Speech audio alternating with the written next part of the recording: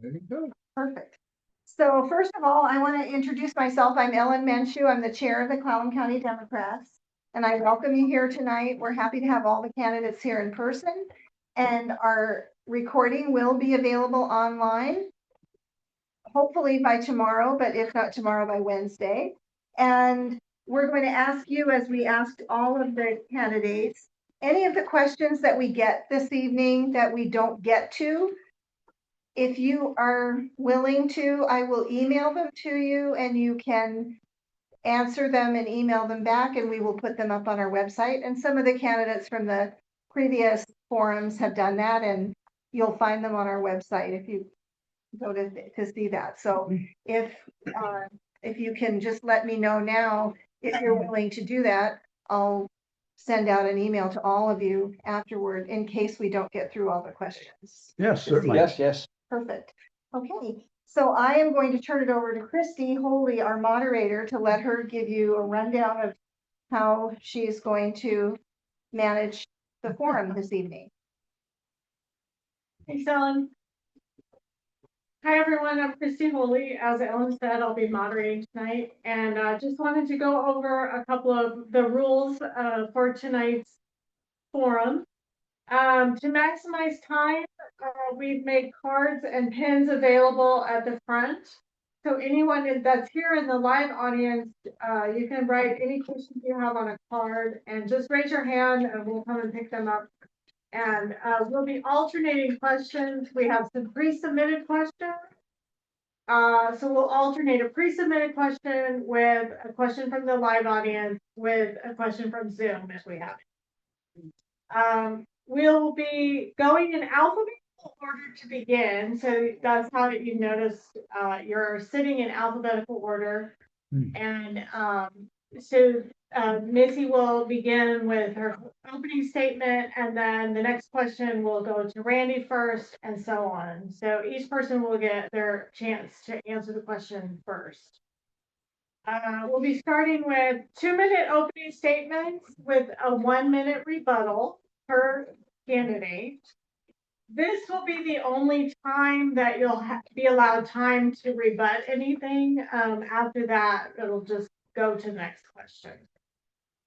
We're going to allow for as many questions as time can fit. Each question, we'll also have a 2-minute close at the end. And you'll have 90 seconds to answer each question. Not mine. Could you say that again? Sure. How long? You'll have 90 seconds to answer each question. And Ellen will be the timekeeper this evening, and she will give you a card when you have 1 minute left, when you have 30 seconds left, and then when your time is up. So I believe that's everything. So with that, we'll get started. And we'll begin with opening statements. So Missi Baker, please tell us a little bit about yourself. Okay, well, thank you very much. Well, good evening, everybody, and thanks so much to the Clallam County Democrats for setting this all up. Appreciate that. Appreciate everybody coming and devoting their time today. Every day, thousands of families in Clallam County will flip a light switch or turn on the water or start up their business day without giving it a second thought, right? And that's how it should be. Well, it's really the PUD's job to make sure that it stays that way. So I'm Missi Baker, and I'm running for PUD Commissioner because I believe that reliable and stable public utilities are a requirement for a really strong community. Every family, farm, and business depends on the decisions made by PUD, and those decisions need to be made by careful, thoughtful leadership. My husband and I have lived off O'Brien Road for about 10 years now, and we've experienced firsthand how important it is to have dependable electric and water services. Electricity is our only form of heat, so when storms arrive or other problems cause an outage, we've really appreciated how the dedication of the PUD crews coming quickly and safely returning that power. So PUD really belongs to the people it serves. And as a commissioner, I have three main things I'd like to talk about, but since I only have 30 seconds, I will abbreviate that down to, I think reliability is really important, stability, and sustainability. I really want to be a good steward for our environment, and I want to help PUD continue to do that. I think that I want to make sure that, okay, that went fast. Thank you, Missi. Okay, so now we'll move on to Randy on 2 minutes. Sure. I'm Randy Brackett, and I'm looking forward to be the next PUD commissioner. I'm glad you're all here, and along with Missy, want to thank the volunteers that put this together. It's a valuable forum for those that are seeking to inform themselves, and I hope we can do that for you tonight. I hope you have some good questions. But in the event that you don't know enough about me, there are cards out, there are buttons out, and on even some of the campaign signs I have out, there's a QR code. And all you have to do is take your camera and scan that code, and it will take you to the campaign website. So you can learn a lot more there. My background is in public utilities, public works departments for over 30 years, and my passion really is public service. It's the way I've gotten the most satisfaction in a career, by actually working on projects, on policies that positively impact the public. And I get a lot of gratification from that.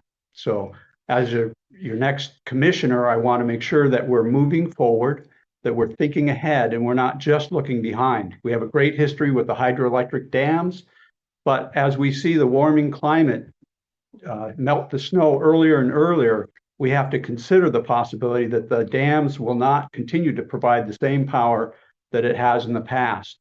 And in that regard, I think we have time that we can start exploring, and the PUD is exploring some of that even now, exploring other sources of power whereby with newer technologies, as they're shown proven, can actually provide locally generated power sources. This is not an easy thing. Technically, we could talk about it, but administratively, it's also a very challenging situation because the BPA likes to kind of ride its herd and keep us all in its group of users. Thanks, Randy. That's still quick. And we'll move on to Tim Dalton. Oh, good evening, ladies and gentlemen. Thank you for the opportunity to be here tonight.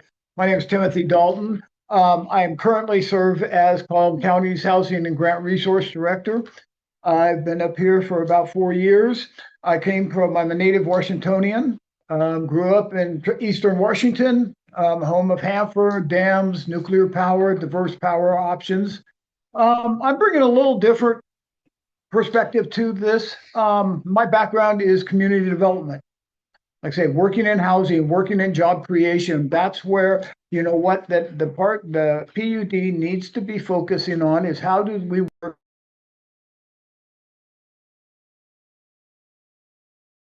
Housing and Grant Resource Director. I work from Jamestown out to the Makah tribe and working with trying to build partnership. My leadership style, I believe in the 3 C's: cooperation, communication, and collaboration. We are struggling as an economically depressed area.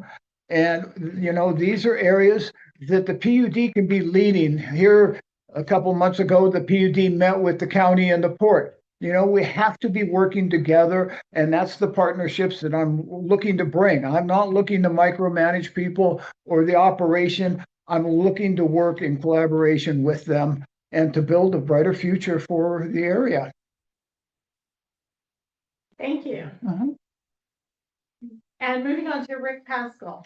Thank you for being here tonight. The foremost goal of my campaign is affordability through collaboration and experience.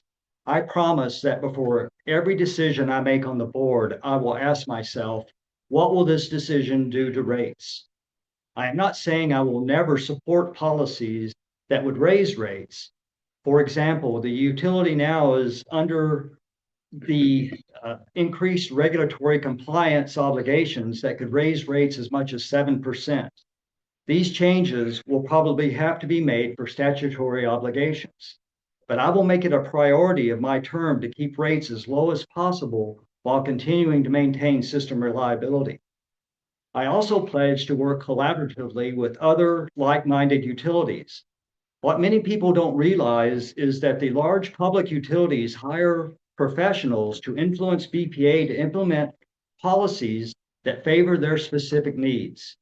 For example, some of the large, fast-growing utilities in the Northwest are currently trying to influence Bonneville to add generation. These utilities are growing quickly and they need new resources, and it would be cheaper for them if all of public power helped pay for them rather than they pay for it themselves. It's a hard fact to realize, but we are less than 1% of Bonneville's total customer base. Therefore, we don't have a lot of influence on our own. We have to reach out to other like-minded utilities, and through them, maybe we can influence Bonneville. Fortunately, I've worked with Bonneville and other utilities in the Northwest. I have over 30 years experience in the electric utility industry in the Northwest. I have attended, participated, and influenced hundreds of Bonneville meetings. I know how they work, and I know how to influence them. I ask for your vote. Thank you. Thank you. And now Jack Smith.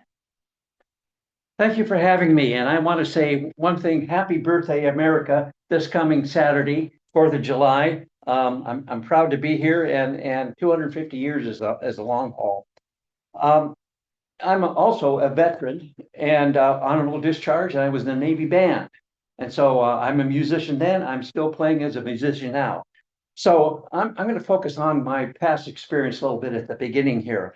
I have 34 years of utility service, working with Snohomish County PUD, a larger PUD, just like Clallam, water and electric service. I retired from there and as a area manager, and I had a staff of about 25 linemen, servicemen, conservation folks, engineers, and worked the Snohomish service area. I then moved over to Eastern Washington and went to work for Vista Utilities, which is a gas and electric private utility. Was a little different than I was used to. I ended up as a demand side management engineer and did audits on businesses throughout northern Washington. I then went to the City of Seattle Office of Housing, a city, and worked with the HomeWise program, which was a low-income housing program for the citizens inside the city of Seattle, and did audits on multifamily high rises, and ended up there as a demand side management. As a 30 seconds. Okay. Okay.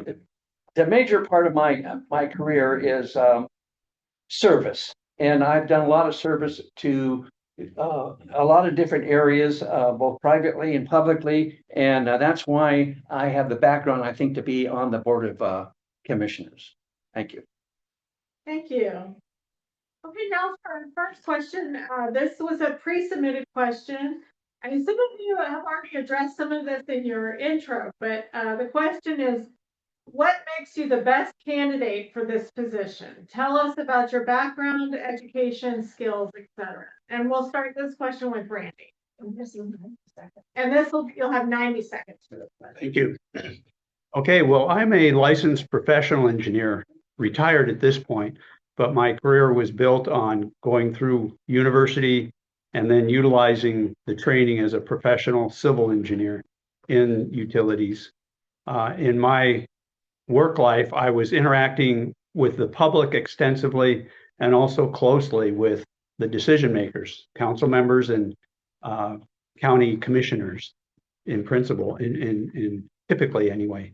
And I found it enlightening. It was great to see how the interaction worked. It was important to understand the administrative elements of it, the technical elements, the financial elements, and to some degree, there's political elements that just goes with the party. But I think that it's very useful to be a good listener, a thoughtful decision maker, and to build collaboration with the other commissioners to make sure that it's the best decision we can make.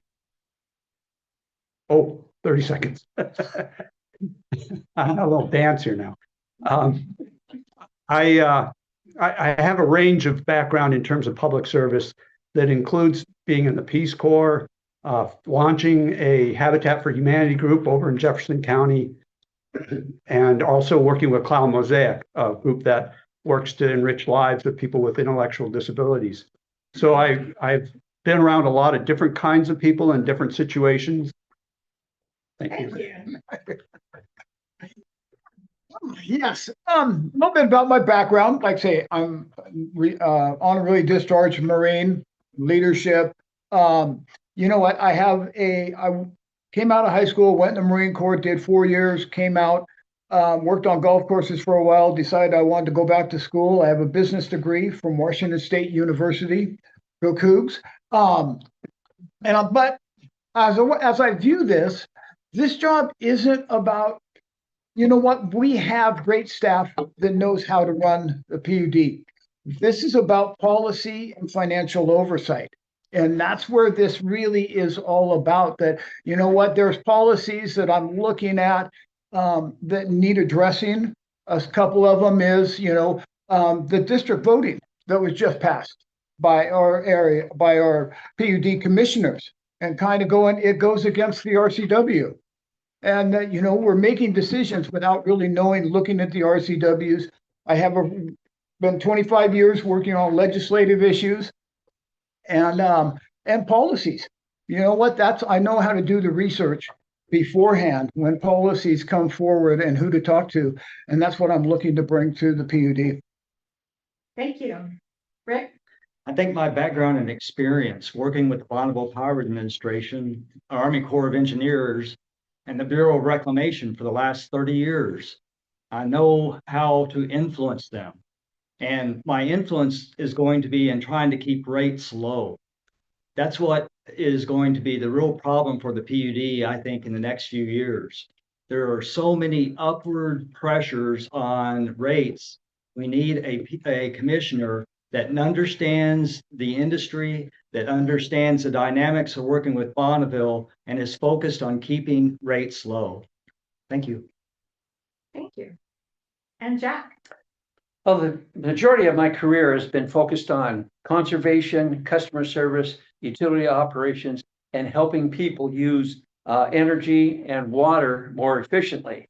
I have presented at 3 national conferences, taught many workshops through the Northwest Public Power Association, and during my 12 years in energy conservation at Snohomish County PUD, I ran a program called Super Good Sense, and I know Clallam did it here too, but we grew from 4 employees to 150 employees. And during that time, we weatherized a number of homes, and I ran the Super Good Sense program, was an energy efficient marketing program. And in 1986, I was awarded an award from BPA for the person who did the most on that program in their 4-state region, which was quite an honor for me. Thank you. Thank you. Is there anyone in the audience that has a question that they want to? I have a question. I'm sorry. I'll get right with you. I left Missy out, so I apologize. Missy. That's okay. I guess I'm coming to PUD with a clean slate because I don't have the background in utility districts, but I've been an educator for many years, my whole life mostly. I did start out as a journalist. I have a degree in journalism and economics and history. So I've been working with people my entire life. I've worked negotiating with clients. I've done public relations. I think some of my skills go along with learning how to work with people to solve problems and come to reasonable, practical solutions for whatever comes up. I really like research. I believe in listening to the experts. I believe in getting a variety of opinions. We have quite a variety of people, the economic levels and socioeconomic levels and education in our community, but everybody deserves to have a voice. And I want to be sure I listen to all those people, to everyone, because the decisions that PUD makes affects everybody. So, what else? I enjoy working to resolve conflicts. I have a big interest in economics as one of my educational fields, and I just feel like I could be an asset. I want to serve my community, and I feel like working with PUD would be a way I could do that. Thank you. Okay, now, is there anyone in the audience that wants us to pick up your question? Yeah.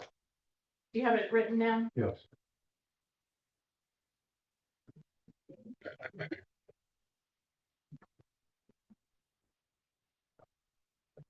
If you could just bring them up, that would be helpful, if you write down a question, just set it on the corner of the table here. Thank you. Okay, great. So this question, we'll start with Tim. And again, you have 90 seconds for this question. What is your plan for resilience during disaster or power shortage? Well, thank you for the question, sir. I think what the PUD has, I've worked with Diane Harvey, who created a resiliency plan. We're looking at microgrids, battery storage, backups, those sort of circuits that are going on. I think they're doing, one of the things that I really think that the PUD is doing a great job of is going out trimming right now and looking to clear back away from the lines so it reduces the amount of trees that are falling on the lines and that sort of thing. I know we are the grant work that's being done down in Diamond Point, the underground burial. We need to look further into that, doing more infrastructure underground to where we're getting the lines off of up above. That'll make us more sustainable during disaster times, storms, those sort of areas that cause issues on the peninsula. Thank you. Rick? That's a good question. I wish I had a good answer. I hope you do. I don't. Yeah. It all comes down to finances. It would be great if we could easily snap our finger and build generation on the peninsula, but it's not going to happen. We have tried a couple of different solar programs. One of them got off the ground. The other one failed because there was not enough participation. And what's it come down to? It comes down at the end of the day to rates. And Bonneville's rate is awfully, awfully hard to compete with.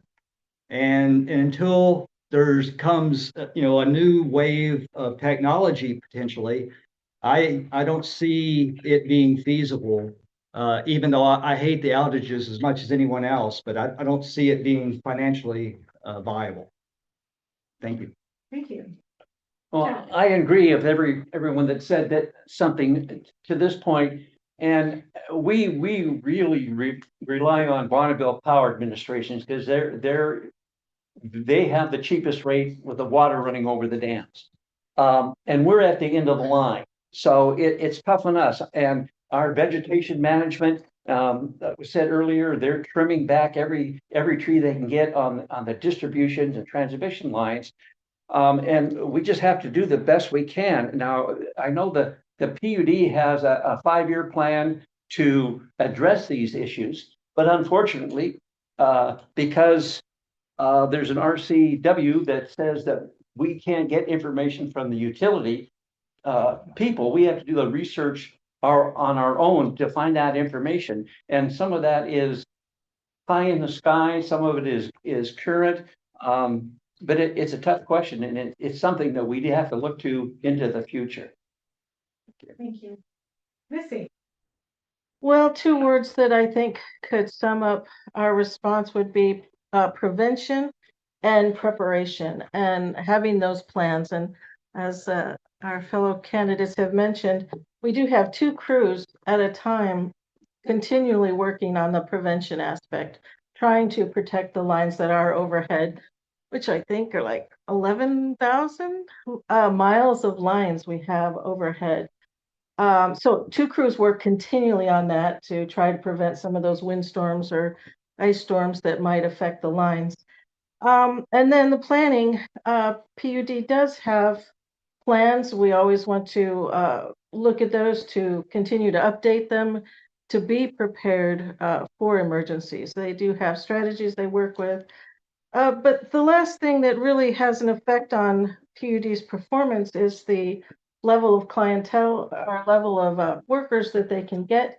It's important to get knowledgeable, experienced people to work on the lines and making those decisions at PUD. They have a great staff now, but I have heard that sometimes it's hard to draw high quality workers out here because, it's expensive to live here and we can't necessarily pay the rates that Seattle PUD or Seattle district can afford. So those are some of the challenges that we work with here. But I think an ongoing preparation and planning is important. Thank you. Randy. I think it's always beneficial to have choices before we get into a crisis, because once we're in a crisis, we're reacting.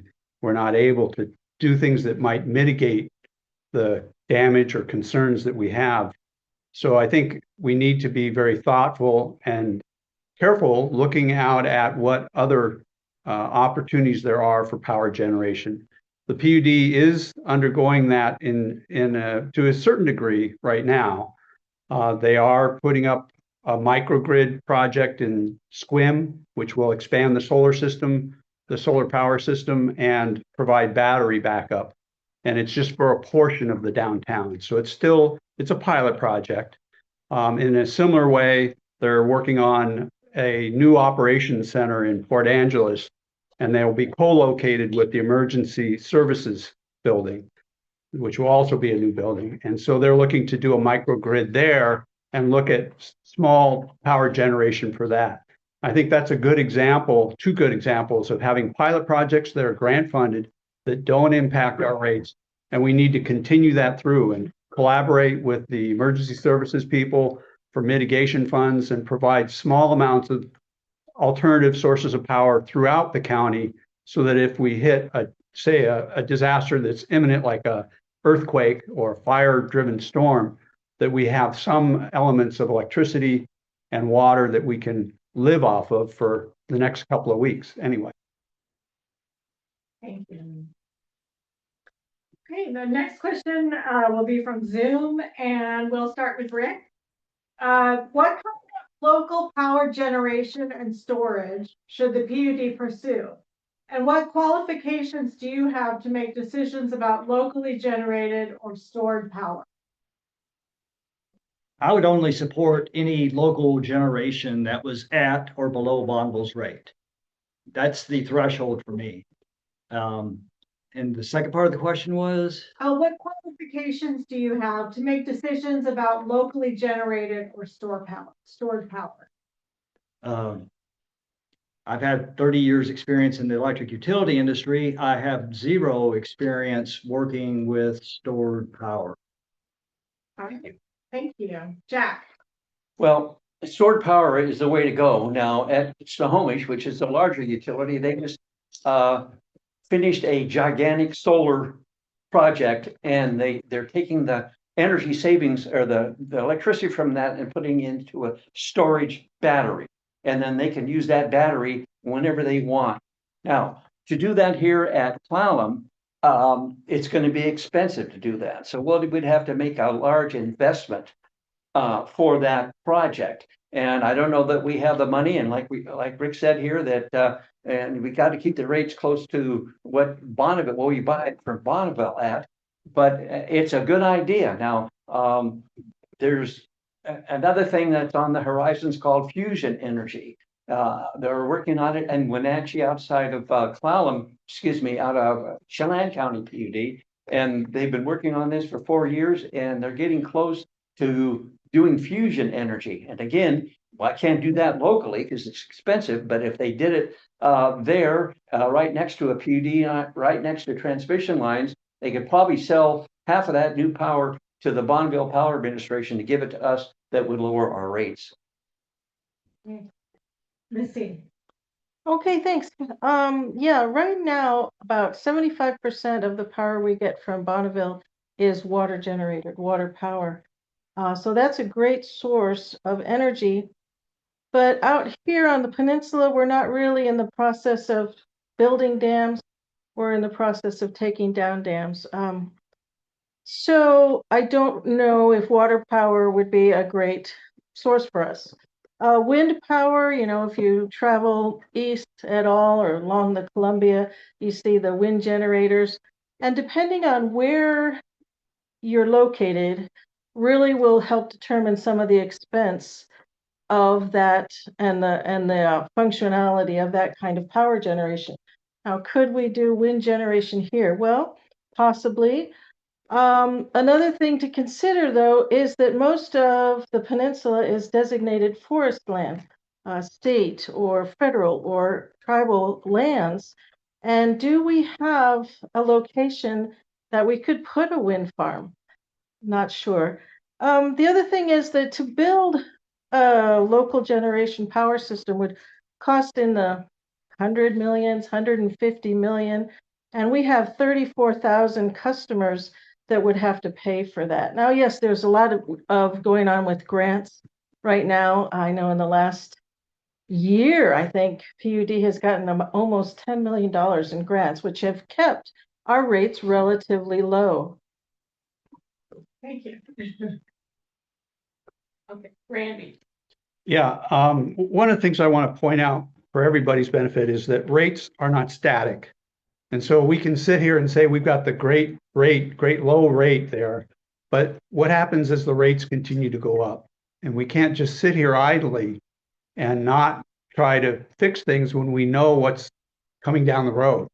And it's becoming increasingly apparent that we're going to have to change things in order to enjoy a secure energy future. So it's paramount that we get together, we work. It's not for commissioners to decide it all on their own. That's what staff gets to do. And we have an expert source of knowledge, even on staff. I personally have an interest and have been following various sources of power generation and storage for several years, along with a group of people that we tend to get together on and text each other new things that are happening. But we're not in a position, I'm certainly not going to say this is what we need today, because things are changing so quickly. And we need to see a mature source of power. We're small. We can't afford the risks that a Snohomish PUD can do in investigating something. We have to find something that's proven, perhaps something like enhanced geothermal energy, which is underway in other parts of the country, which is proposed to be something that's a solution almost ubiquitous, to be able to be installed anywhere.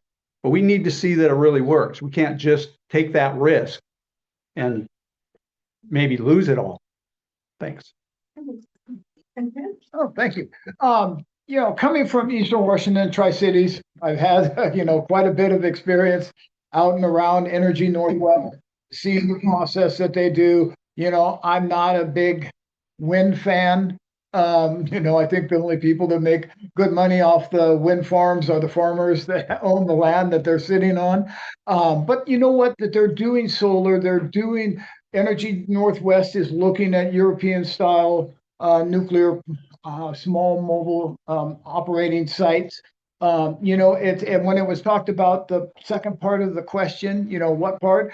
We have great people working. Shais, is very knowledgeable in the energy field and with what's going on. That's as a commissioner, I'm going to make sure give Sean the ability that he can bring in, recruit the people we need that are able to do these projects. Thank you.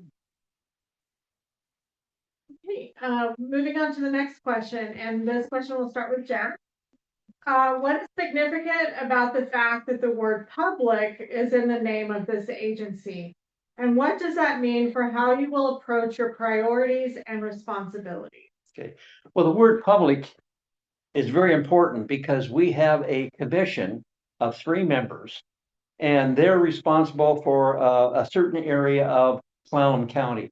And they are responsible to the people that live in that county. Now, we're going for district number 2, which is Clallam, is Carlsberg, basically all the way up to just east of Port Angeles. And I would be the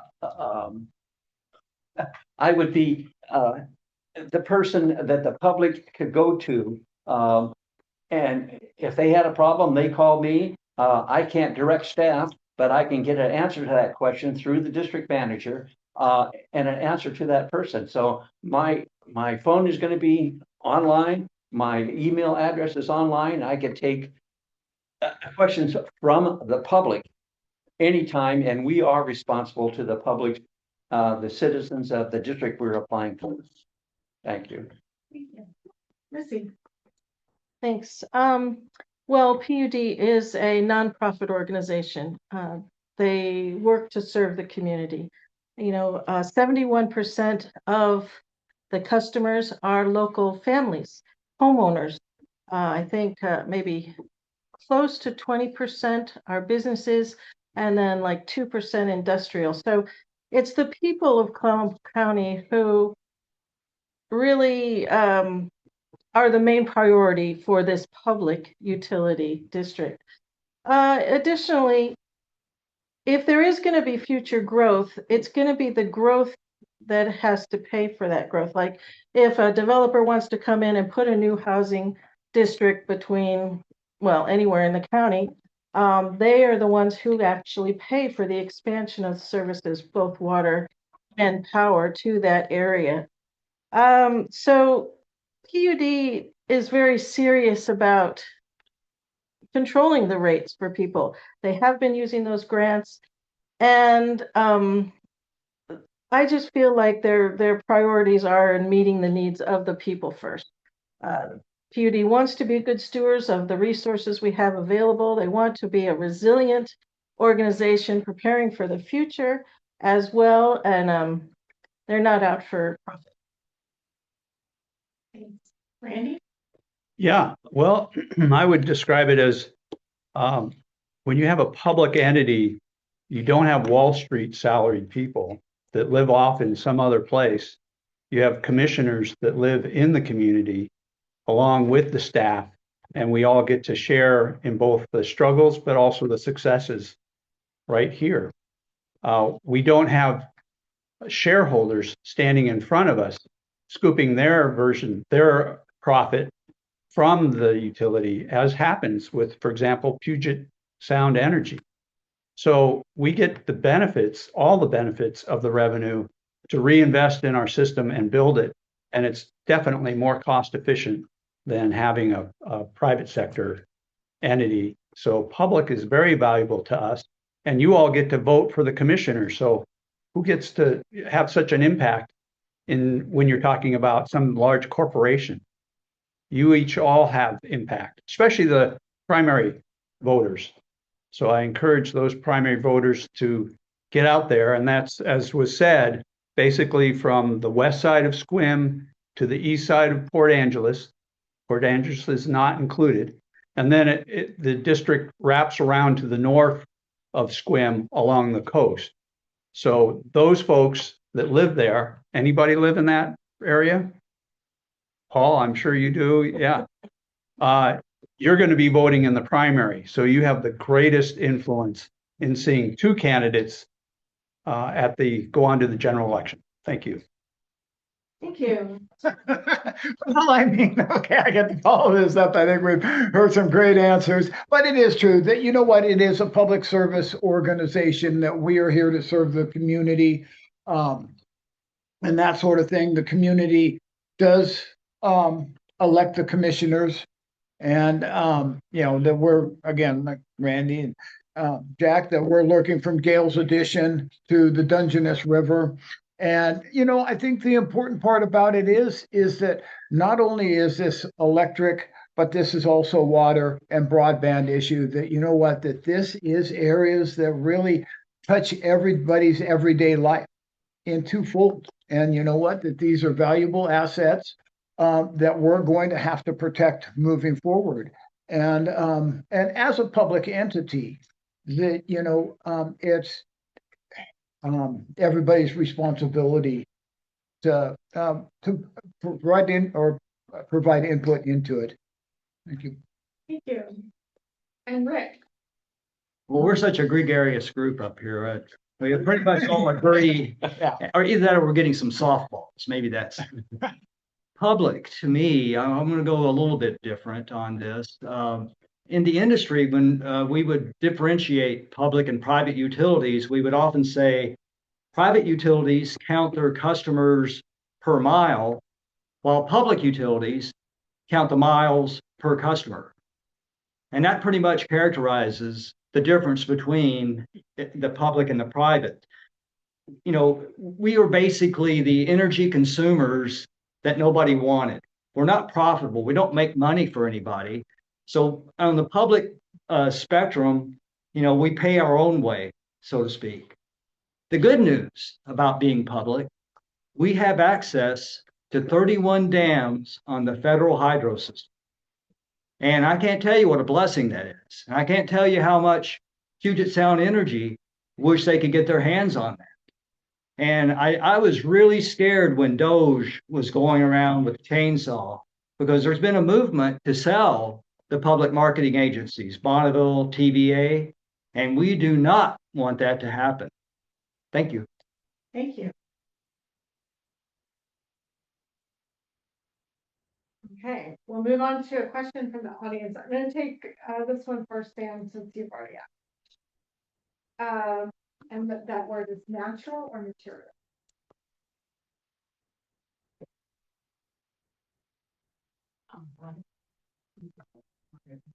Water. Thank you. Okay, this question is from the audience, and we'll start with Missi.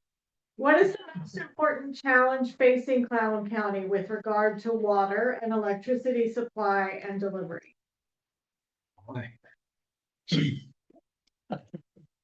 That's a big question. Okay, so we're really a distribution public utility out here. Because we don't generate a lot of the, any really of our electricity here. We do have 16 reservoirs that we use for our water, even though the water clients are quite a fewer in number. We have like 28,000 electric customers, where only we have 4,700 water customers. So one of the main things that is a problem, though, is the drought conditions we're in right now. I think we're in a 2nd-degree drought right now. The runoff from the mountains, our snowpack hasn't been as good or as high as for several years. So I would say water is one of the biggest challenges. Was there something else? A lot of the area that we have to deliver electricity to is congested, mountainous. So just getting power out to people is one of the big challenges that we run with. I know when there is an outage out in the county, any place, sometimes it takes them a while to find where that is. And it's kind of challenging to get there and then get a crew there to start working on it to repair it. So that is one of the challenges. Was there something else? No, I don't think so. The most important challenge facing Clallam County Thank you. with regard to water and electricity supply and delivery. Thank you. Randy? Yeah, so water really is the biggest issue that we all face, whether it's being your source of electricity via the hydroelectric dams or the water services that are set up. There's some 5,000 customers utilizing PUD water systems. And that, we can't control the water that's in the atmosphere as much as we might wish we could. And so as we see this climate warming, and we've had, plenty of warning about it, we really need to start acting in a manner that we can mitigate issues, because we're going to continue to see this warming. It's a trend and it's going up.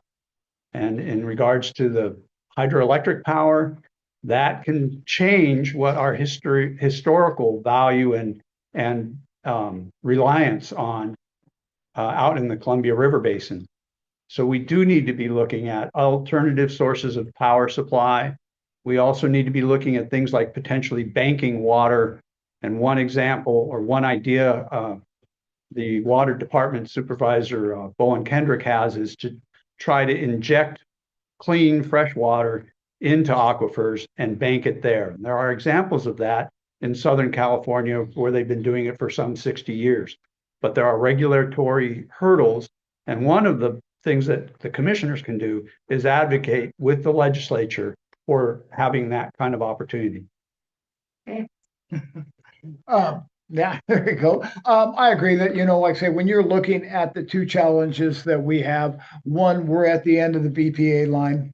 So that, during big draws, everybody's getting, it's shutting our power down as it gets out here to the end of the line. And we have to be looking at alternative sources and who we're going to partner with and how it's operating. Water is going to be a hot topic for the next 20 to 40 years with what's going on. By the time, we're at second stage drought conditions right now. I know the aquifer recharging is an area that needs to be looked at because that you're doing that during the winter months when the use is high. And what we're looking at with the rainfall and all of that. And we also have to be working with our partners because, like I say, that we're not only, like I say, we're 5,000 customers with the PUD, but we have Cascadia water districts out here and a few other water districts and the city water districts going on. So our water is, and everybody's looking. I work with Marine Resource MRC through the county. And, I'm hearing about the salmon and everything that they're doing that, what we're doing, we need to also be looking at it from an environmentally sensitive standpoint as to how we're operating, within our habitat. Thank you. I'm not sure how soon, but I believe that water is going to become one of the most valuable commodities on the earth. And I'm not sure what we do to resolve that issue other than in the future, I think water is going to become more and more expensive in every use that we have for it.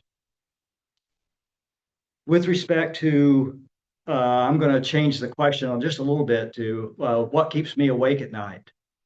And it's fires, just the opposite of the water issue we were talking about. Do you realize that Pacific Core is facing $1 billion, that's with a B, billion dollars in class action lawsuits from wildfires in Oregon? I stay awake at night wondering if the next thing that we're going to have to do is start cutting the power off anytime we have a wind over a certain speed. Otherwise, are utilities going to go bankrupt? I don't know the answer to this question, but I got the sense that you were looking for questions that keep us awake at night. The biggest problems facing the utility, it's not just Clallam, it's every electric utility, and I don't know how it's going to get resolved.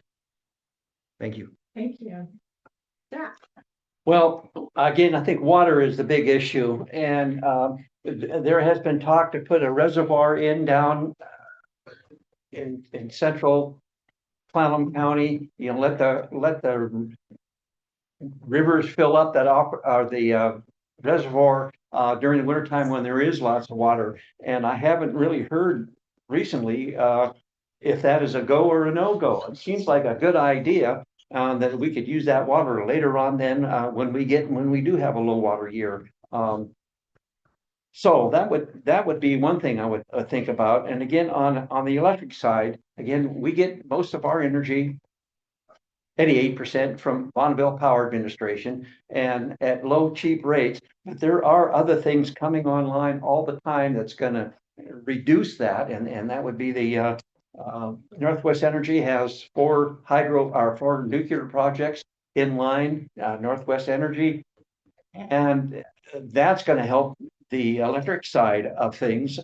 And we just got to be concerned, have the staff at the PUD research those things and bring those decisions to the board. And then we will, with the manager, make those kind of decisions on what we need to do. Thanks. Okay, we're moving on to a question from Zoom, and this will start with Randy. What uncertainties does the PUD face, and how should it prepare? Water. That was largely the question or the response we would give. And of course, we've, I think, addressed that. Most recently, the Department of Energy has appointed a new administrator, chief administrator for the Bonneville Power Administration. And we don't know what he's going to do. We don't know if he's going to flip the board upside down or what. We're seeing things happen in the federal government that we never would have guessed would happen. So we have to be very careful about that and have as much of a coalition as we can, have as much of a voice we can to try to make the best of the situation. In terms of what else? I think fire is a real concern. I appreciate that being brought out.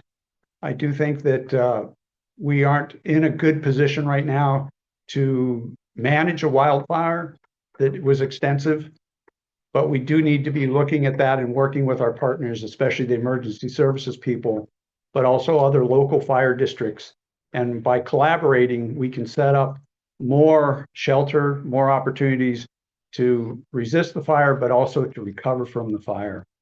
So I think that it's important that we're paying attention to all these issues, environmental issues, financial issues, and even political issues. Yeah, again, water's going to come up at the top of the line. I watched The Big Short the other night, and Dr. Berry that turned around and he predicted the housing crisis of 2007, 2008. His focus right now is on water. And he's going, that's going to be the next big problem that this country is going to face when we're building all over the place without foresight of where the water is coming from. And, when you're talking the wildfire that, we went through WUI, the wildfire urban interface map that the Congress was coming down on. And, they wanted all this setback and everything that they're projecting. But I know Sharice, Shailesh. okay, thank you. Yeah, I'm horrible with names, especially don't ask me last names. I'm really bad. But you know what? That he was right there with the meetings with all of the wildlife, the climate mitigation plans that were going on. I know he was there, providing input into it. And that's one of the things that, impresses me about the Clallam PUD that we have is the staff that's there and the knowledge that they have. So that's, one of the reasons that I want to run for commission. Right. I don't mean to be a broken record, but I Water. tend to agree with what everyone said here. So I'll go in a little bit different slant and be a little redundant with myself. I'm going to go back to say rates. Rates is one of the most important issues we need to focus on right now. And I'd like to show you a list of things putting pressure on rates going up. Increased regulatory compliance obligations, which I mentioned earlier on both the state and federal level. I have estimated that to be about a 7% potential rate increase. BPA contractual surcharge, 2%. Low water year runoff, another 2%. Wildlife mitigation, I don't know how to get my arms around that. Clean building standards, that either. Hiring and retention of highly skilled employees at the PUD. The potential cost overruns of the construction that we're doing on the new operations center. That's a lot of pressure on rates. I think we need a commissioner that has experience that's going to be focused on keeping rates as low as possible. Thank you. Thank you. Well, it's one thing this panel seems to agree upon are a lot of the same things. We're not adversary so far in the conversation here, but I do agree. Water, the main issue, the concerned about BPA, we're getting plenty of power. There's ways that we could we get billed by Bonneville on peaks. and valleys. And if we could cut those peaks down, that's going to save us ratepayers and our customers money. And I have several, if we get to it, several ways to cut those peaks down, which maybe I'll do in my closing. But it's a real concern for all of us about regulatory, Bonneville, environmental pressures. We just have to let the experts at the PUD present that information to the board to help us make good, sound, solid decisions. Period. Thank you. Missi? Okay, since most of our clients are homeowners, I think one of the things that it concerns and is uncertain for many homeowners are the rates, which some of my fellows up here mentioned. But last year, 9,600 people of our customers, homeowners, needed assistance to pay their utility bills. And thank goodness PUD has programs set to help those people. In our community, 30% of our customers are considered low income. So keeping those rates reasonable is a big problem. It is uncertain, but something that PUD is really working on, and I want to continue working on making sure those rates remain reasonable. I do appreciate the program they've recently initiated to people can donate to the needs of other community members to help pay for those rates if they want to. Additionally, the grants that they've been writing in the past few years have really brought in a lot of money, $10 million, that have helped keep our rates more reasonable. Now, we do have a contract with Bonneville until 2044. So that's quite a few years out. But I think the mindset at PUD is to look ahead, to keep maintaining the infrastructure, trying to. Thanks, Missi. Tim, the next question will start with you. Okay. A little bit different. Per a Gallup poll, 7 in 10 Americans oppose constructing data centers for AI in their local area, including nearly half, 48%, who are strongly opposed. Barely a quarter favor these projects, with only 7% strongly in favor. What would be your position should a tech company propose a data center in Clallam County? You know, I'm looking, and I'm not sure that they would propose it here because of we are marginally viable to have one here with what we have, and the cost that it would cost them to run it here. You know, I'm looking around and you're hearing all kinds of climate issues with the gas turbines running. Elon Musk bid one in Memphis, and in that area. My son is a union plumber. He was just working on Amazon's data centers that are sitting right on top of the McNary Dam in Hermiston. They're building 5 there. And the amount of water and electricity that they're doing. The problem is we're an economically distressed area right now.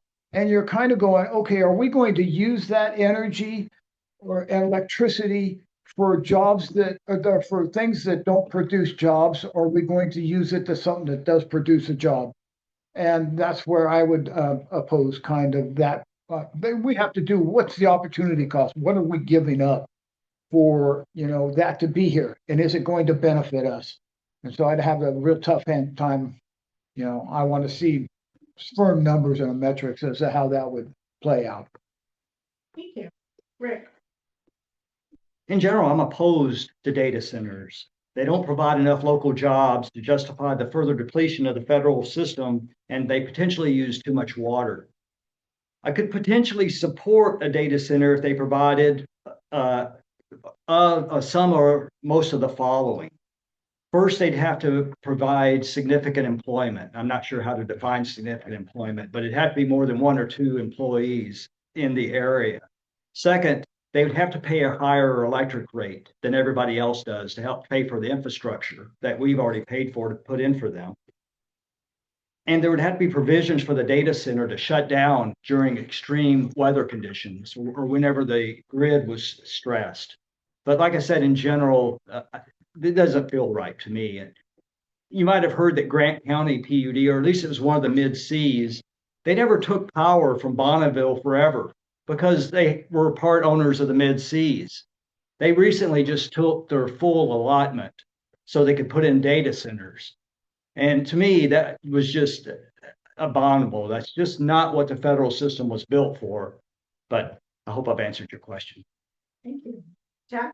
Well, I would be opposed to a data center here. We're too far out away from electricity coming in. Where those data centers are going in are in populated areas near old nuclear power plants that they're restarting, or the new nuclear small generation. That's where they're going in at, not here out here in Clallam County.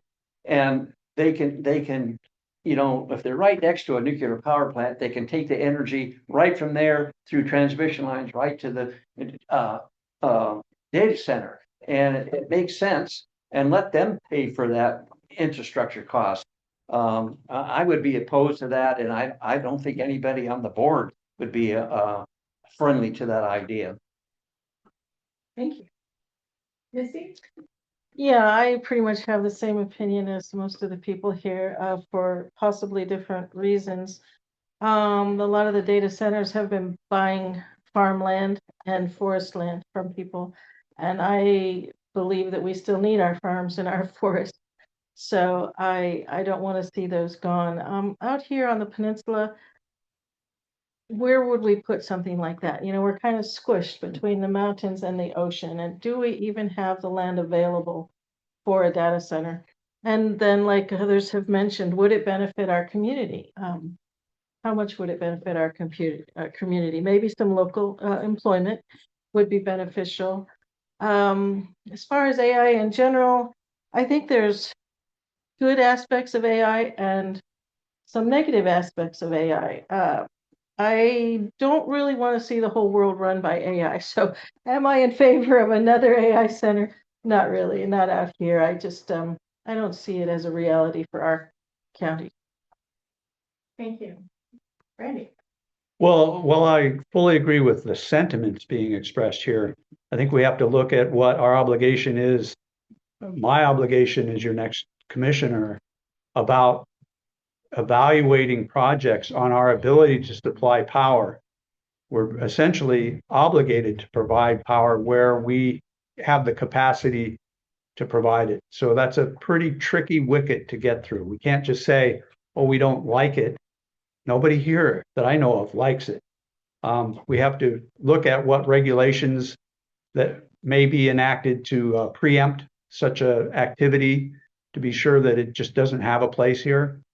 Having said that, there's a rumor that, we've got a new guy, Janicki, who's bought the mill, the McKinley mill, the old Daishawa mill. So what's happening there? And there's some rumor that the boiler system might be utilized as power generation potentially for AI data center. So I think we're going to need to monitor that. That's within the city of Port Angeles. It's not affecting our power capacity, but I think we all need to pay attention as citizens of Clallam County to see if we can't influence that any kind of decision that goes that way.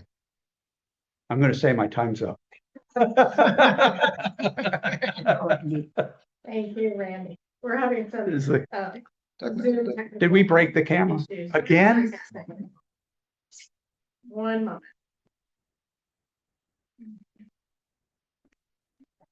Too far. While we're waiting, I'm just going to piggyback on something Randy said. Rick. Oh, Rick, I'm sorry.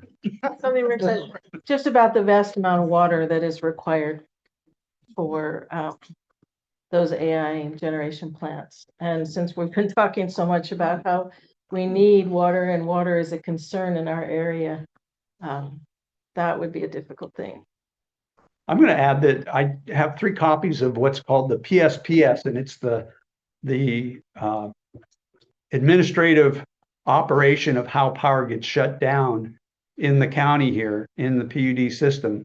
And for people that have medical issues or other personal reasons, I can make that available for you. You can certainly take a copy. I've only got 3, or you can take a picture of it. But it's a table that shows you the different sources and where to go so you can get the earliest alert when they're considering shutting down power. Thanks. I'm gonna allow the 3 other candidates to rebut that as well. You know, with it that, yeah, I think I've said enough with the data center, you know, the AI thing. You know what? We have to look at opportunity costs. You know, like say, if you're looking at Quincy, Google's there, Microsoft is there, they're close to Rock Island Dam. They're building in Hermiston, close to McNary Dam. You know, I've heard the same rumors about the mill and what it is, but you know, it's still a matter of EPA guidelines and those sort of things going on. Rick, you wanna jump in there? Well, I'm going to talk about the reservoir that has Jack mentioned earlier. It seems a little ironic to me that we just pulled out a reservoir that had generation, and now we're talking about putting in a new reservoir. Seems at the very least, one of the things I think Congress did a good job on with respect to the dams is they made them multi-purpose. Navigation, irrigation, recreation, power generation. So they were put in for multiple purposes, which also meant you had multiple sources of funding. If we're going to build a reservoir, we should consider making it as multifunctional as possible so that we can distribute the cost among a lot of different sources.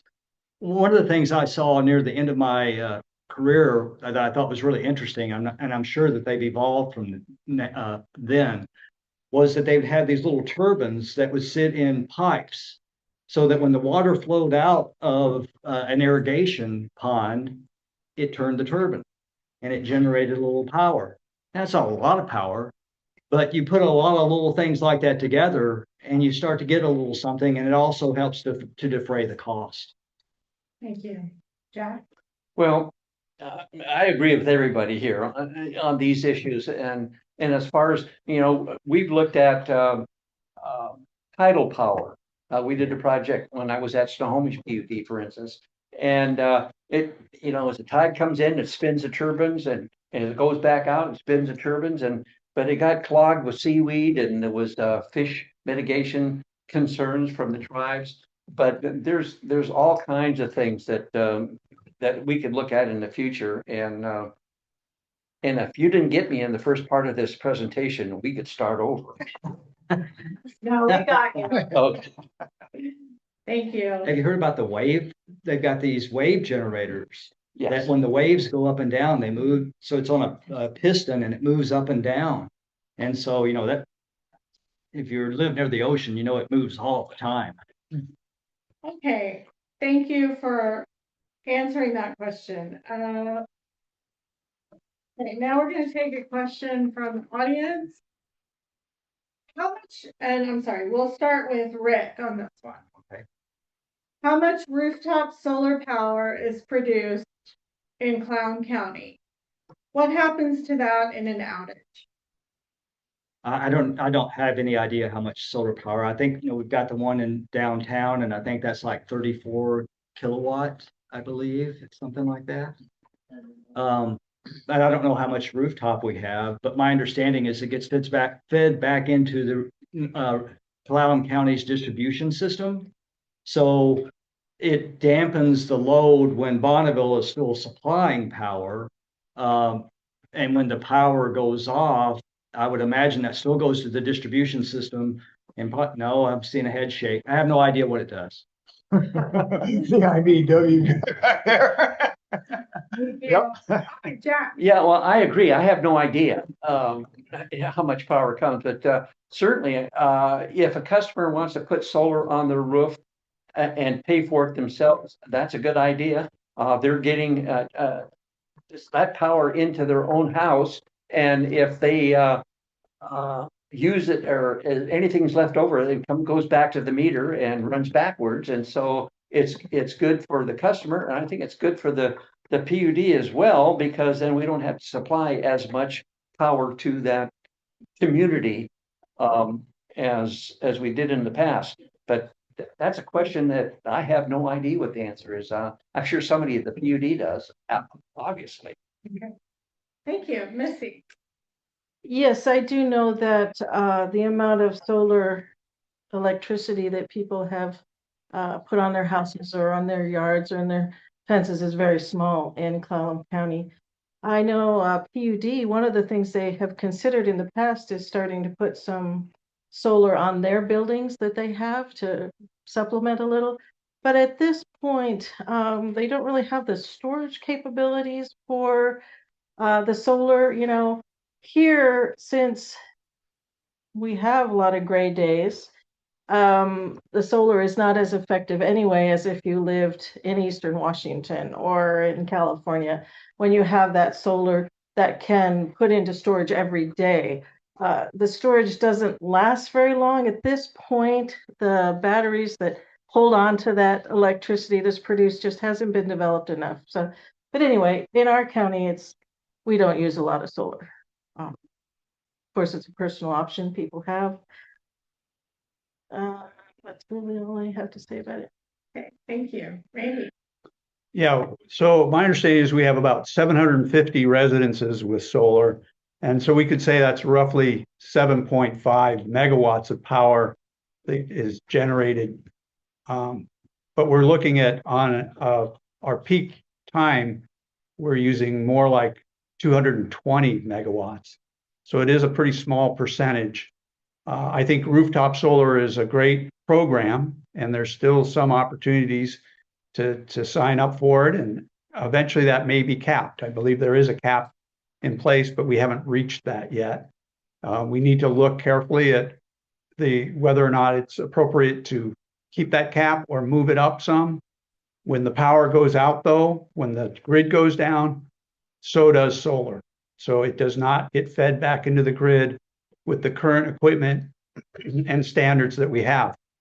We're very close, though, with energy storage that we can actually create microgrids and keep parts of the system operating.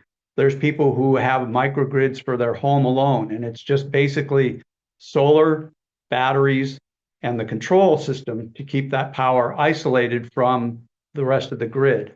So that's happening. It's something I'm sure we're going to get more involved with on a PUD level.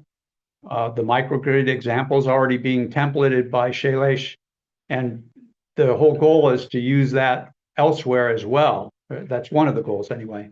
I guess I'm out of time. Thank you. I think Randy's pretty good at his definition of it. We're going to see a couple of projects.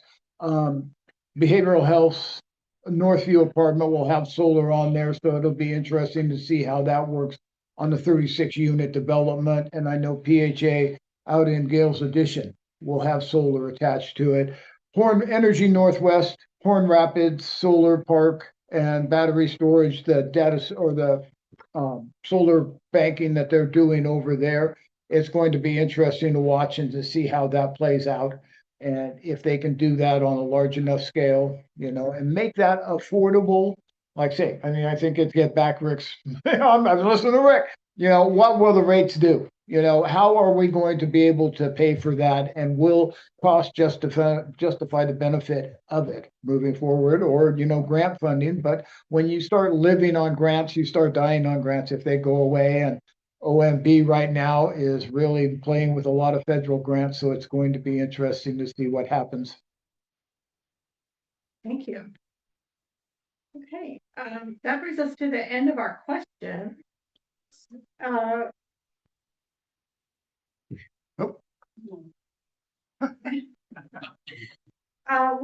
We're running out of time here, folks, so we're not going to get to all of these questions. Let's do a 1 minute response for one final question. And we'll start with Jack. If you were a commissioner right now, would you make any immediate recommendations?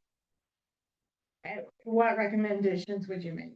Well, first of all, if I came in tomorrow and was a commissioner, I'd have to learn what's going on. I've been studying the previous commission meetings minutes and researching on the web on different issues, but I'd have to go through a learning curve first to really come up with anything that's immediate.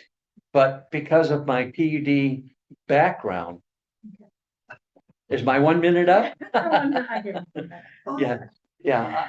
I think because of my background at a PUD, I think I would be able to help them right away. Thank you. Missi. I think if I was going to recommend something, I would say that we need to make sure that PUD gets knowledgeable, experienced people to make decisions, to do the research, to suggest, to do the grant writing, to do the pole maintenance, which is a really high expense they have, just all the poles we have. But I want to see PUD employees making an income that is comparable to what they might make in the city, so that we can draw people out here. Of course, using local people to do those jobs is great if they have the experience and the knowledge to do it effectively.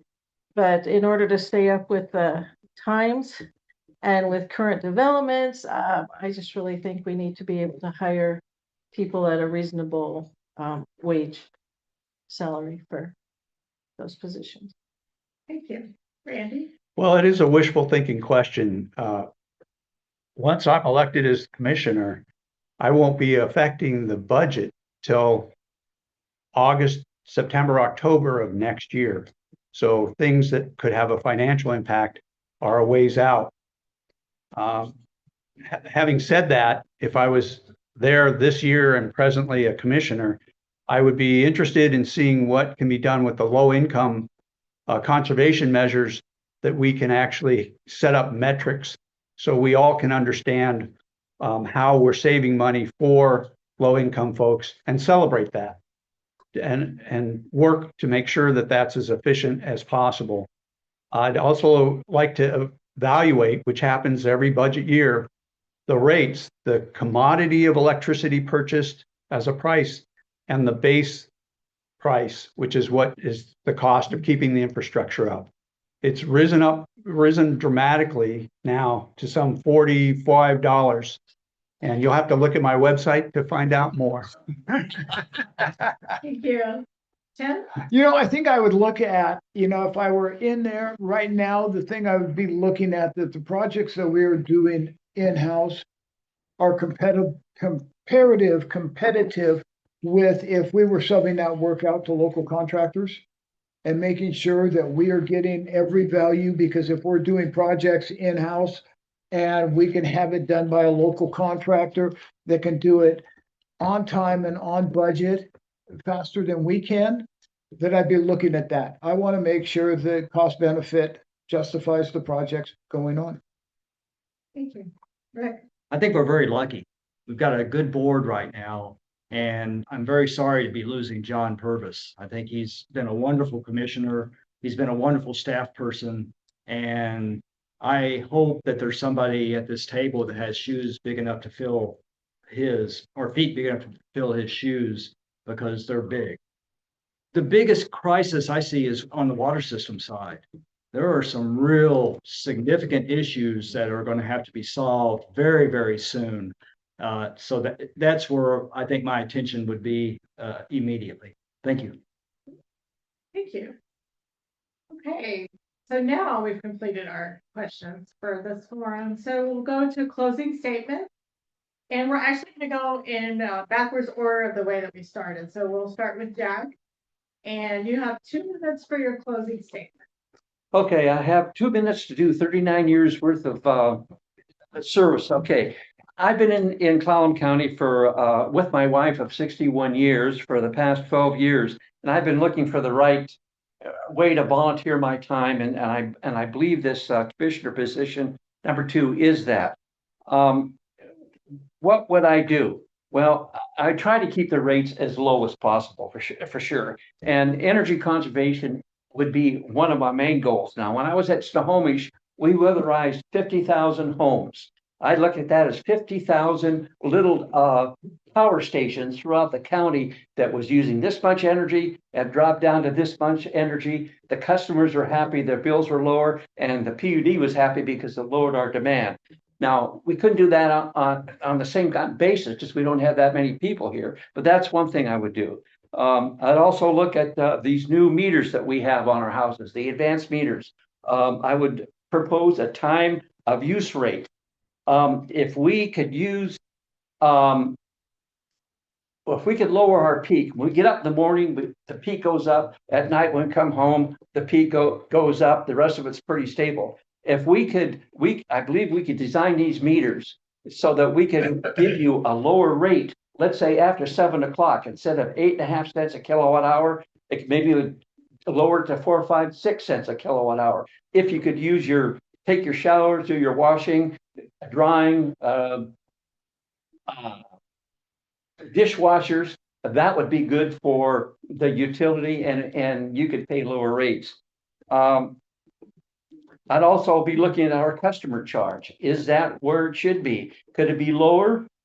Maybe I would look at other consumers, utilities around the area, and see what they're charging, and also where the PUD got its information to come up with that rate. I think we might be able to lower that. Thank you. I think experience in the industry is very important. I think experience in the industry working in the Pacific Northwest would be a benefit to have on the commission. We're facing a lot of pressure on rates, and you've heard me talk about it over and over tonight.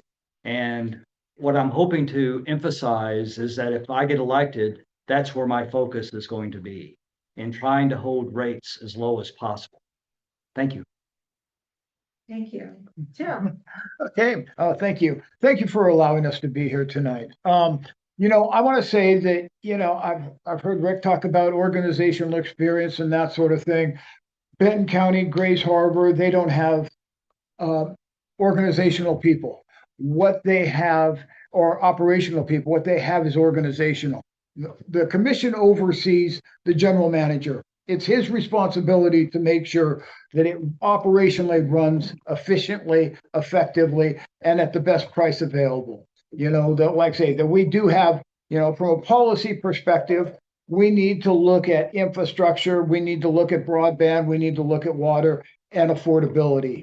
Those three things. But from a policy perspective, we need to make sure that we're communicating our message, we're working collaboratively with and cooperating with our partners. That I'm looking at this from an economic development perspective.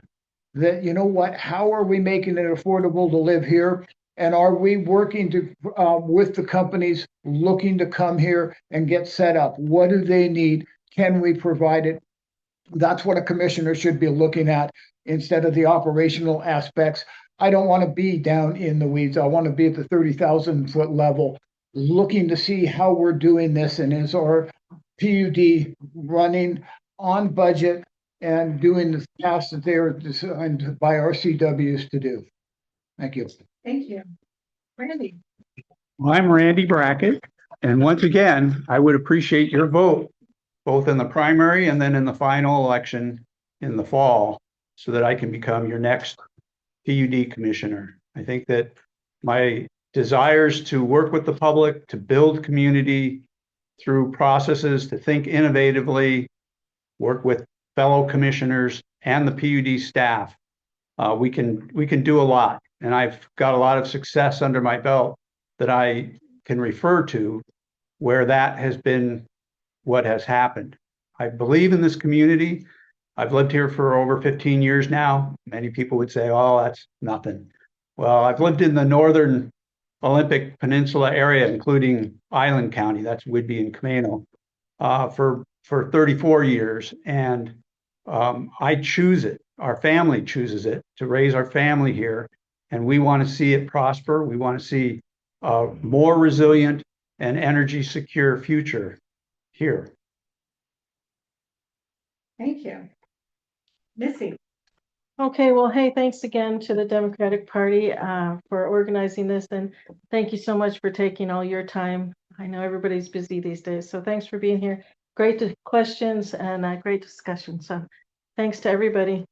You know, there's a ton of important issues. I think they all come back to ensuring that PUD continues to provide stable, reliable, and sustainable service to everyone in Clallam County.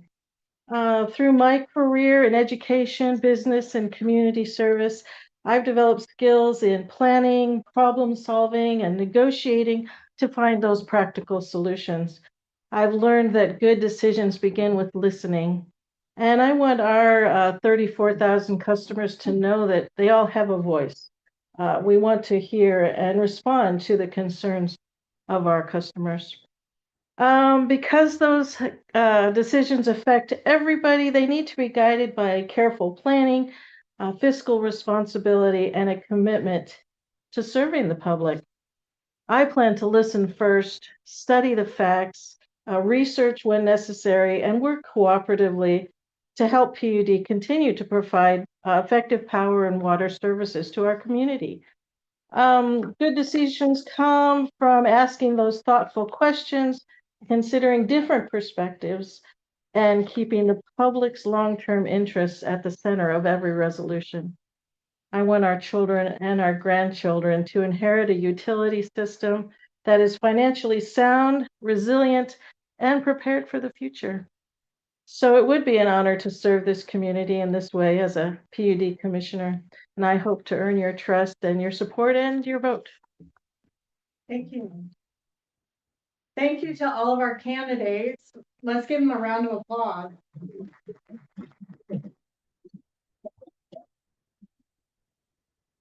The candidates have left their campaign material up front for anyone to take home with them. So make sure that if you're here in the office that you get a chance to go by and pick up their rack cards and